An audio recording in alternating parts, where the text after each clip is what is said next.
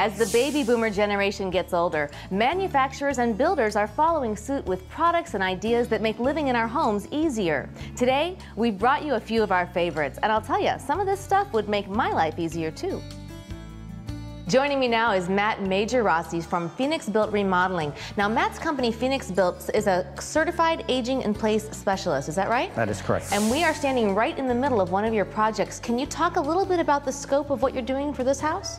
We are retained by a very lovely couple to renovate their living room, dining room, kitchen area, providing a new kitchen, and renovating and converting a screened-in porch to a very comfortable family room, while renovating a bedroom area for mom, who's going to be moving in with them shortly. Okay, so one really common need is wider doorways in an aging-in-place home.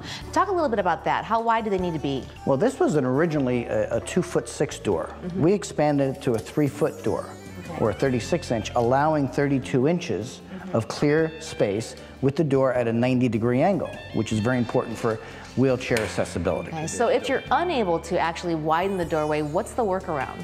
Well, we can change hinges. This is a standard hinge. And we also have what's called a fold-away hinge or a extended hinge. And when we incorporate that, we can actually gain up to 1 3/4 inches on the opening. So it's very important, depending on the application. All right, we are going to let you get back to work. Thanks very much for joining us on the show. Darby, my pleasure. So I've never been a huge fan of climbing up onto a ladder to clean a window, but if you have casement windows, the kind that crank out like these, they're often impossible to clean from indoors because of the way the glass swings out. Until now, Marvin Windows has come up with what they're calling an ultimate replacement casement. And one of its coolest features is the wash mode. Check this out. You just crank it open 2 times, push down on the arm, crank the arm back in, then swing the window all the way open, and then pull the inner edge toward the lock. Voila! The outside glass is in, and there's no need for ladders.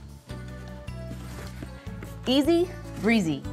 Now, if you're looking for an alternative to climbing the stairs in your home, there are a lot of options in residential elevators.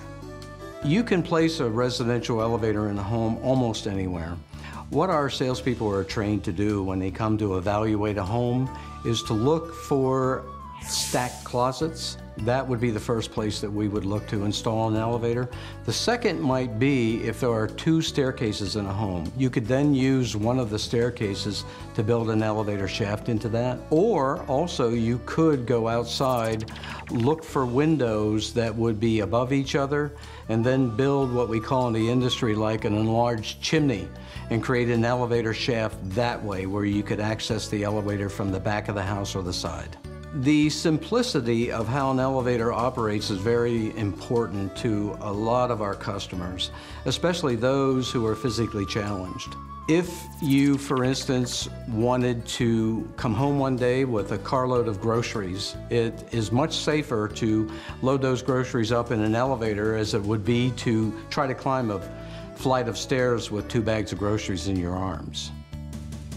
We'll keep an eye out for more ways to make your home easier to live in, but if you'd like more information on what you just saw in this segment, simply search for the word easier at HouseSmartsTV.com.